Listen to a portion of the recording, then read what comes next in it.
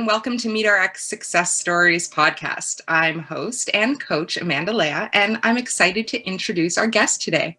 He's a mechanical engineer, educated health coach, and co-founder of health, media, and technology company Sapien.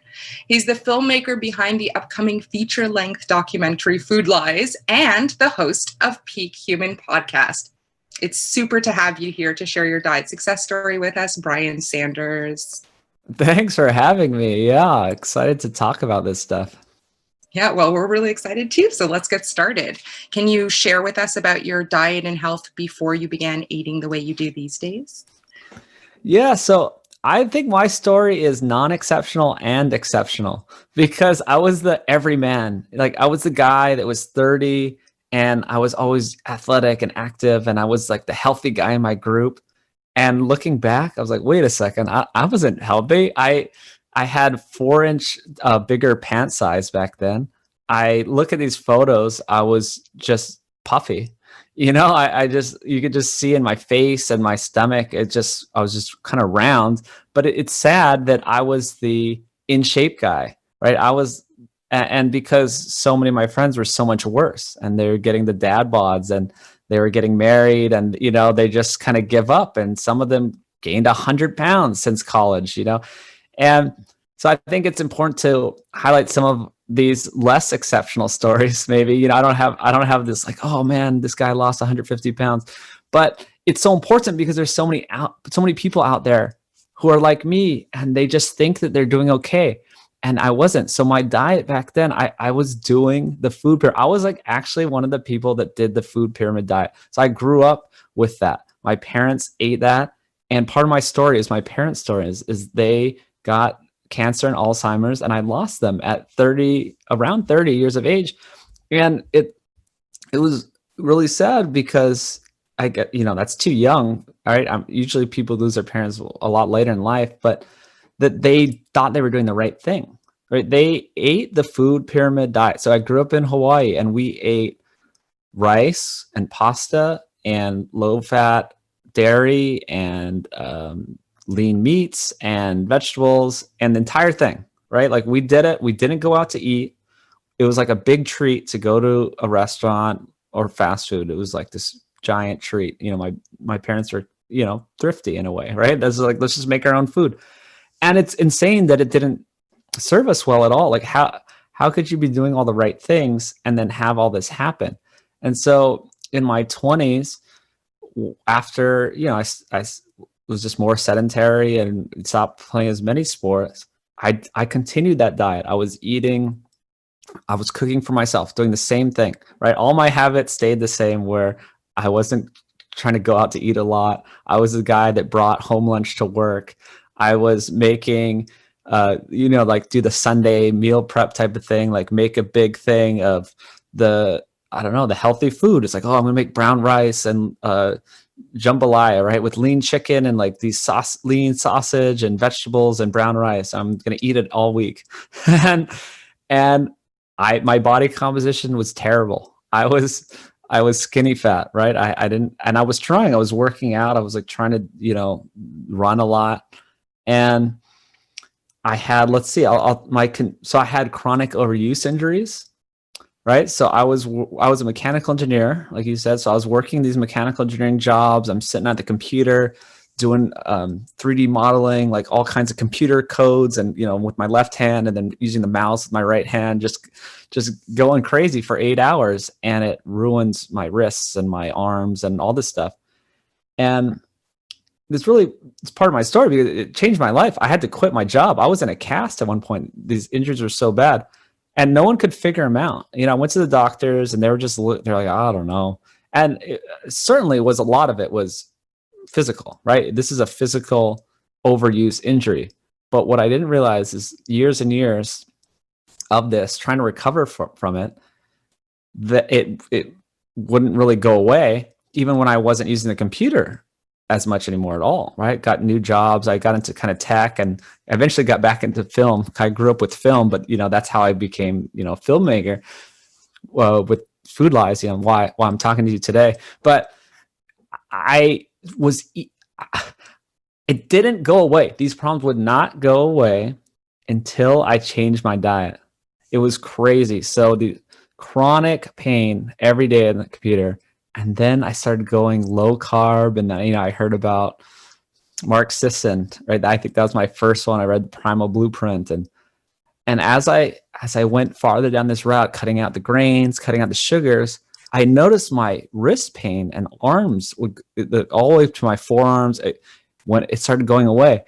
And it was crazy when I remember it was like 3 years ago, there was a Super Bowl party I had, and we had all this junk food around, and then I kind of ate it. I was leftover at my house. I was like, oh man, I'm not going to waste this. You got the thrifty family type of thing going on. And I kept eating some of that, and then it came back, and I was like, whoa, my wrists and arms hurt again.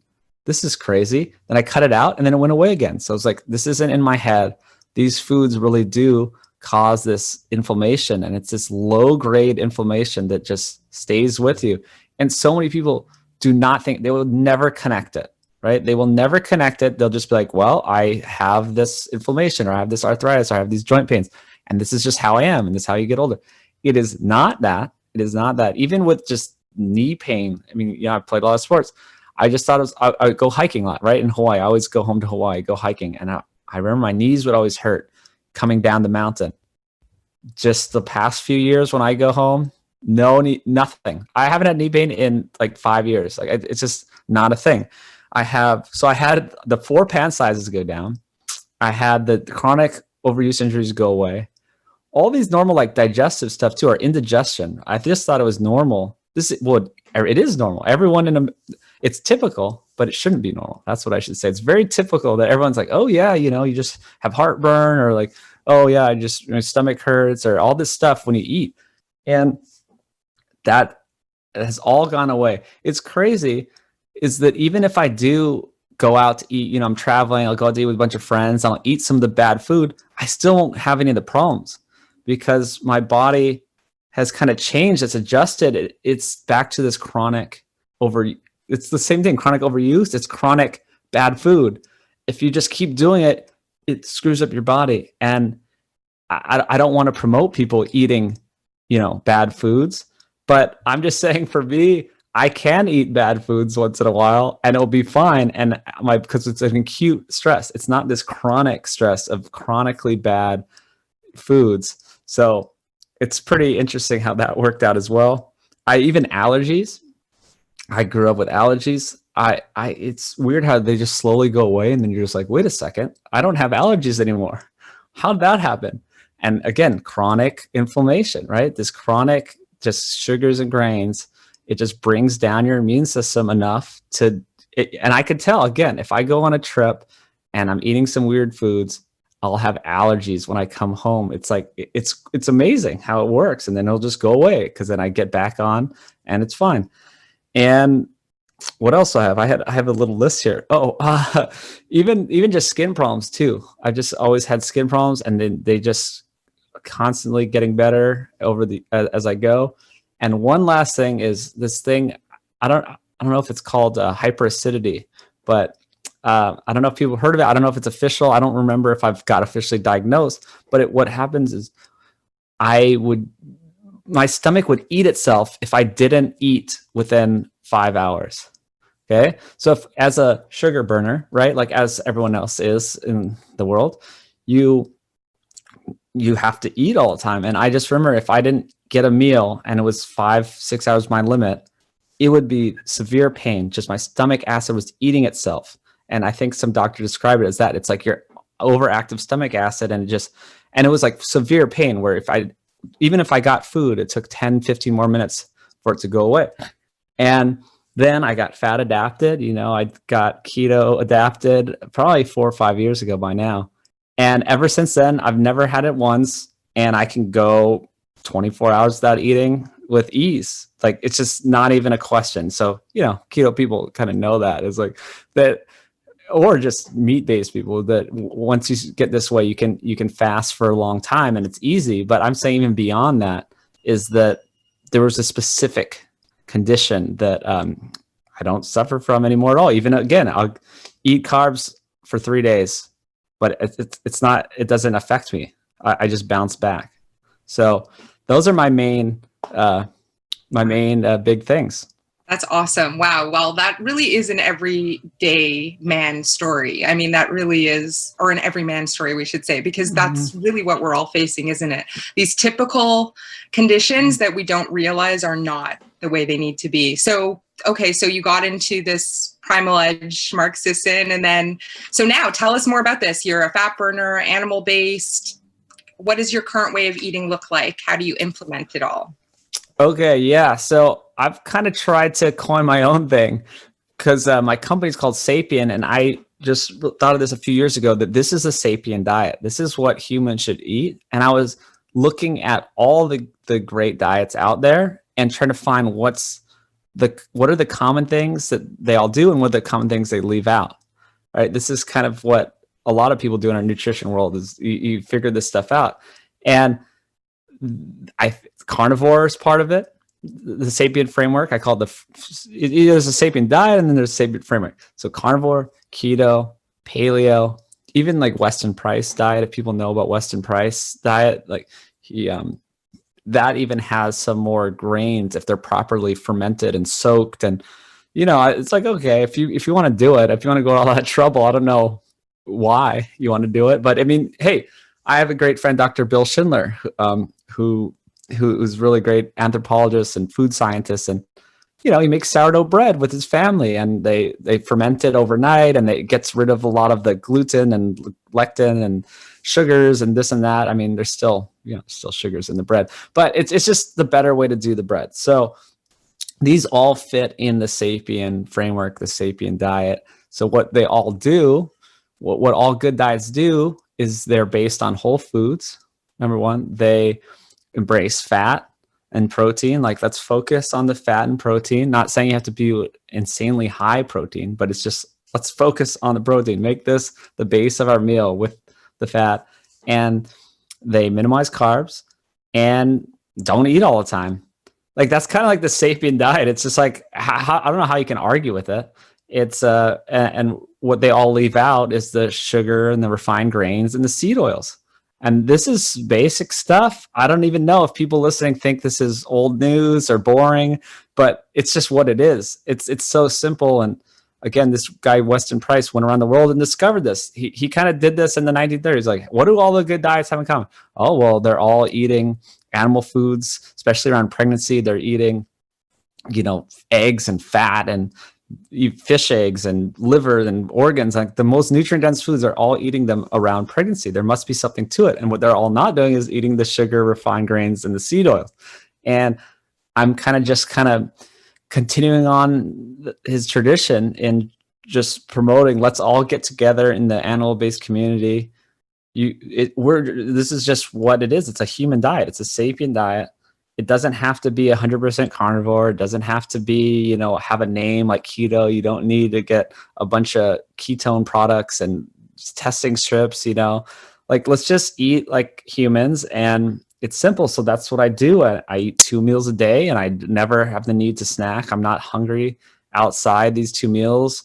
I have some black coffee, right now, but I eat simple foods. I don't have a lot of ingredients, and it's really simple for me. I have some meat in my freezer, in my fridge, and I have some fermented vegetables. Say, like, I have some jars of sauerkraut and pickles and whatnot. You can get some avocados, and then I just heat it up. I don't know what the big deal is, right? I don't have to have all these vegetables rotting in my fridge and go to the store every day and re-up on this stuff. I'm really into the fermented vegetables. Again, kind of the Bill Schindler, Weston Price type of stuff. All our ancestors use these practices to detoxify foods, to make them more nutrient available. And fermenting does this. And so I encourage a lot of people in the carnivore community to try some fermented vegetables, right? It's get a little sauerkraut. Like, Dr. Sean's not going to yell at you, you got to like, it really is only a few calories. Actually, when you think about it, like a sauerkraut, it's like, okay, look at the back of the label. It's like 10 calories per serving. So you're animal based, But there's another guy, Dr. Shawn who's great, who's probably been on, but he's like, yeah, I eat the little bit. You don't need a lot. You get probiotics, you get vitamin C, you get some other nutrients that, aren't as abundant in meat, and it's delicious. So, oh, here's another little story too. I did a carnivore experiment a couple times. I went strict carnivore just to try it out, and I felt exactly the same. Maybe that's just me, but my sapien diet that's 90%, 95% by calories, right? By 95% animal foods by calories, but it was the same. I was like, I don't know. I didn't have any transition symptoms. I didn't feel any better. I didn't feel any worse. So I was just thinking, what if you could get all the benefits by just doing 95%? And I guess many people do, right? People have different names for it: carnivore adjacent, carnivore-ish, whatever it is. Just, I also don't want to discourage people who it's really working for. They're doing an all meat diet and they have autoimmune issues, that blah, blah. It's fine. Do it. Do your thing. But I want to encourage maybe some other people who think that they're going to be off the team if they include some of these things, but it could make it a lot more doable for life if they know that they can probably have the same or maybe even a little better experience just adding some of these really safe, delicious, nutritious foods. So I do sauerkraut, pickles, like I said, but I also do some avocado. I do mushrooms and onions. Onions is my one thing that might be a little curveball to some people, but I sauteed onions and mushrooms with steak. It's so good. But I mean, that's it. Like, it's pretty simple, right? Like, I can always have those around my fridge, and I just make, steak, fish, or eggs, and then just throw a little of that on the side and you're done. Sounds perfect. It sounds perfect. And you know what? Actually, that's basically what a lot of us carnivores at MeatRx anyway, we're animal based. So that's exactly the way we go about doing things. And I love how you say we're all on the same team. At the end of the day, wouldn't it be great if this was old news for everybody watching this? Like, just cut out the bad stuff and focus on meat and fat, or protein and fat being your base, meat, protein being your base. Yeah, that's great. That's great. So tell us more in terms of, you did mention you do organs. You mentioned you do a bunch of different things. You mentioned only 2 meals a day generally. Is that, so fasting comes into it, and organs. Do you supplement in any other way, or is that not an issue that you worry about? So yeah, I don't supplement really. I mean, Paul Saldana has sent me some of his organ pills. So I do, I have been sampling those, and it's handy, right?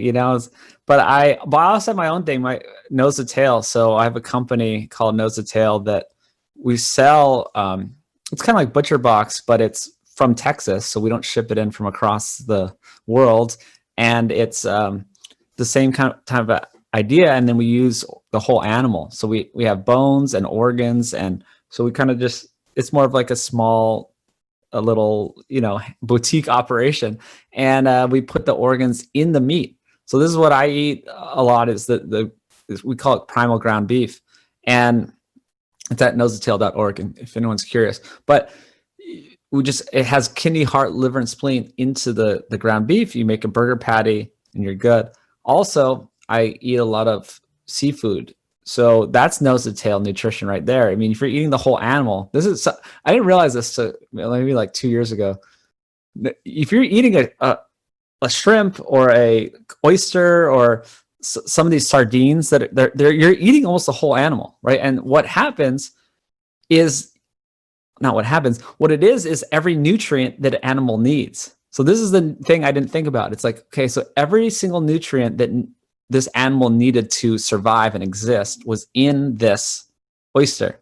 So you're getting a ton of nutrients and a full spectrum of nutrients. And it's kind of like eggs too. Like an egg yolk has all of the nutrition sort of a chicken would need to grow. So I'm really into seafood products. I've been actually interviewing a lot of interesting professors and scientists that research the role of seafood and DHA, especially in our evolution and our brain evolution specifically, and why our brains grew so much. And our brains are made up of DHA. And, there's this idea of the shore-based human evolution that, yes, of course, we always wanted to get big animals and, small animals and whatever we could find, but we also had all this access to seafood, and you could just go. We were always along the shore. We always were around water. We need water to live.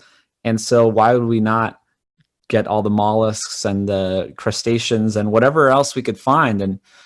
And this is some great science on how our brains exponentially grew. And so I'm always eating like oysters and smoked oysters. You can get them in the can, and sardines and cod liver. You can get like cans of cod liver. So I love cod I think that's liver important. in a can. That's my new obsession. It's like butter. The texture of the liver.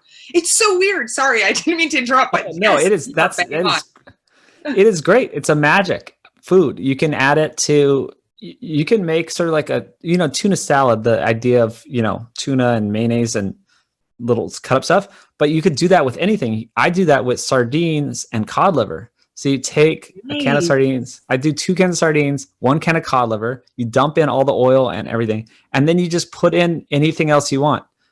You can use sour cream. You can use no dairy. You can use, sometimes I use balsamic vinegar. You can cut up pickles into it. You can use just some seasoning blend or something and just mash it up. It's so good. That sounds phenomenal.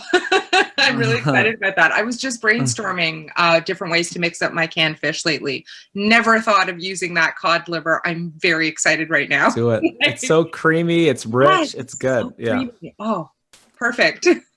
That's great. So I think we've kind of gotten a sense of your philosophy through your talking, but before we let you go, we'd love to hear a little bit about, your coaching philosophy and how any advice you have for any people taking this way of eating on now, maybe. Yeah. So coaching is really interesting. I love doing it. I work with a doctor, Dr. Gary, it's part of sapien.org, but I didn't have to do the coaching, but I was just obsessed with it and learning about how people work and learning. Oh man, I've learned so much doing it for a couple of years now. It's sort of a part-time thing, but you learn everyone's different. And maybe not everyone has to do 2 meals a day, right? I find that so many people do well with 2 meals a day and sort of this condensed eating window. And I mean, that implies some sort of fasting, but really it's only 16 hours a day when you're not eating. It could be less too, but I don't think that's like fasting. I mean, that's just in our modern world, it's fasting. But so not everyone has to do that. And not everyone has the same preferences, I found, which is really interesting. Is some people, they love to make big salads, the Mark Sisson big ass salad or whatever, and then, add in a whole bunch of sardines or add a bunch of salmon or steak to that salad. And then some people are just like, why would I ever eat salad? And I'm fine with either way. That's the beauty of it. The carnivore community has really done a good job opening up our minds to the fact that you don't need it. But then my new revelation is, if you want to do it, that's just your preference. And I don't want to fight people on that. And I don't want to get caught up in talking about oxalates and, I can show them some information about it and maybe they can take heed, but it's just a lot about the preferences. And it's about, I think here's another big one I've discovered. There's different phases in people's lives. And I think a lot of times in all nutrition communities, you try to just do the one size fits all solution. And then, of course, I hate one size fits all is like a whole rabbit hole, but there is no one size fits all diet. But also I say this because it's kind of funny, because there kind of is in a way, because we all are human and we all can do fine on just like a meat-based diet, but it's just kind of PC to say that there's no one size fits all diet. It's a nuanced thing. But I'm saying is there's, within our community, we still treat all people the same. When there's kind of like 3 different types of people, there's people who need to lose a lot of weight.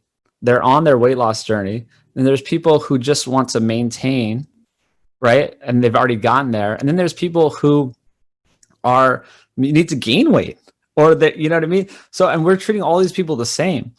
And it's crazy. Like there's all kinds of things different when you're in these different modes. And some people, maybe, I think like a more carnivorous diet is better for all these people who have a lot of work to do. But then I see some of these people that get gotten to their goal weight and then they're going too extreme on the carnivore and they don't have to lose any weight, or they're doing too extreme on the fasting.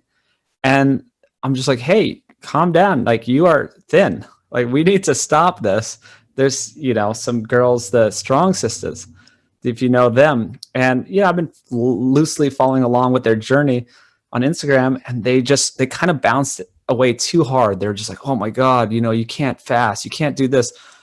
It's like, well, maybe you shouldn't have gone so extreme, right? Like, I interviewed them. I think they're great. I don't want to sound like I'm saying they did anything wrong or they're bad. I love them. But they just went a little too much and they lost a little too much weight. And females have hormones, and there's some things that you need to factor in. And so that's the little detail that I like to highlight, is that we need to be aware of where people are in their journey and make different recommendations. That's so great. That's really great advice. I like that. And it's true. We're all in a different place in our journey at a different time, and we need to keep that in mind. So it's great that we have access to a coach like you to help us remember that. So thank you again so much for coming here to discuss your diet success story. I guess you didn't come anywhere, but being with us. Who comes anywhere anymore? I know, these right? days, That's you not just sit here on the computer. Yeah. It's not even a thing. But thank you for sharing your diet success story with us. And please remind our audience how to find you and follow you online. Yeah, I'm Food Lies everywhere. If you just search for Food Lies, I'm on all the platforms, and that's the easiest way, or you just go to sapien.org. Beautiful. We will. Thank you so much again. All right. Feel fab. Sure. Thank you.